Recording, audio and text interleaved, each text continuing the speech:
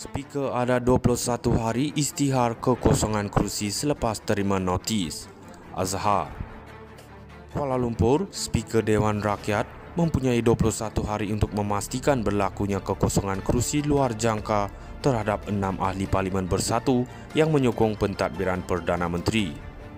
Menurut bekas Speaker Dewan Rakyat Tan Sri Azhar Azizan Harun, tempoh 21 hari itu bermula apabila Speaker menerima notis berhubung pengguguran keahlian parti terhadap mana-mana ahli parlimen.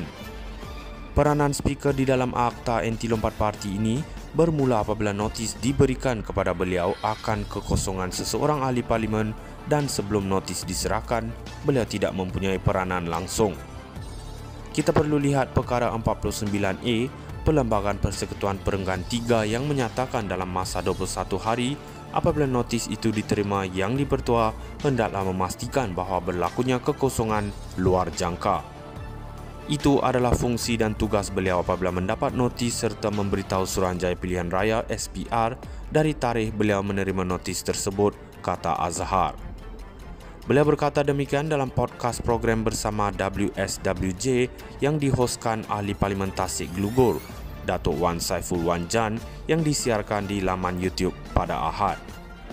Dalam program itu, Azhar turut mengulas persoalan mengenai bagaimana Speaker Dewan Rakyat mahu memastikan berlaku kekosongan luar jangka dan sama ada beliau boleh mentafsir perlembagaan parti.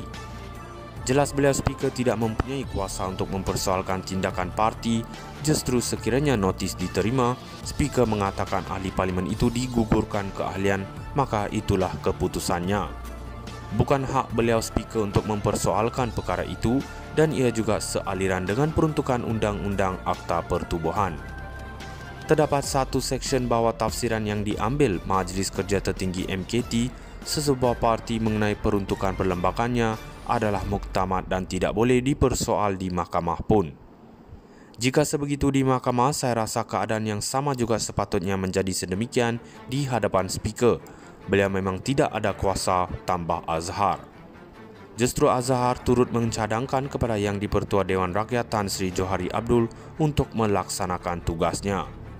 Dengan rasa hormat kepada Speaker Johari, cadangan saya ialah sememangnya beliau tidak boleh mempersoalkan tafsiran parti dan tindakan parti itu, dan apa yang perlu dilakukan ialah mengikut 49A memastikan kekosongan luar jangka sahaja.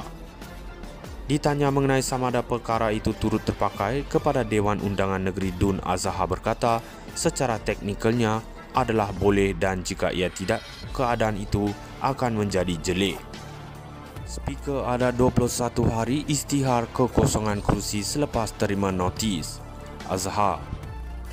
Kuala Lumpur, Speaker Dewan Rakyat mempunyai 21 hari untuk memastikan berlakunya kekosongan kerusi luar jangka terhadap 6 ahli parlimen bersatu yang menyokong pentadbiran Perdana Menteri.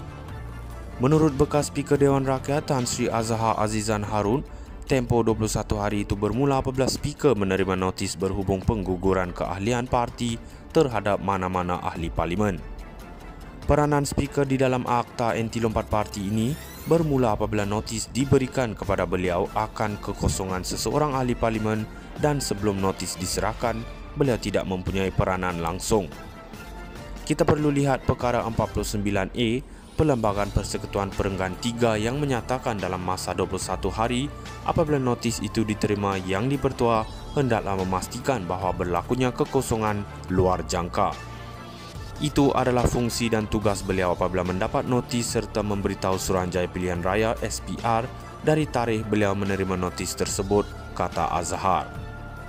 Beliau berkata demikian dalam podcast program bersama WSWJ yang dihoskan ahli parlimen Tasik Glugur, Datuk Wan Saiful Wan Jan, yang disiarkan di laman YouTube pada Ahad. Dalam program itu, Azhar turut mengulas persoalan mengenai bagaimana Speaker Dewan Rakyat mahu memastikan berlaku kekosongan luar jangka dan sama ada beliau boleh mentafsir perlembagaan parti. Jelas beliau Speaker tidak mempunyai kuasa untuk mempersoalkan tindakan parti, justru sekiranya notis diterima, Speaker mengatakan ahli parlimen itu digugurkan keahlian, maka itulah keputusannya.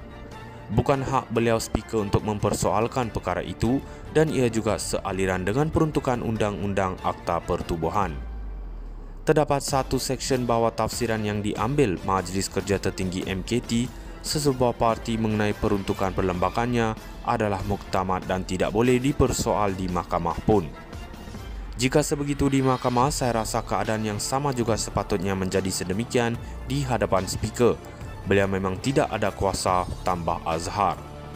Justru Azhar turut mencadangkan kepada Yang di-Pertua Dewan Rakyat Tan Sri Johari Abdul untuk melaksanakan tugasnya. Dengan rasa hormat kepada Speaker Johari, cadangan saya ialah sememangnya beliau tidak boleh mempersoalkan tafsiran parti dan tindakan parti itu, dan apa yang perlu dilakukan ialah mengikut 49A, memastikan kekosongan luar jangka sahaja.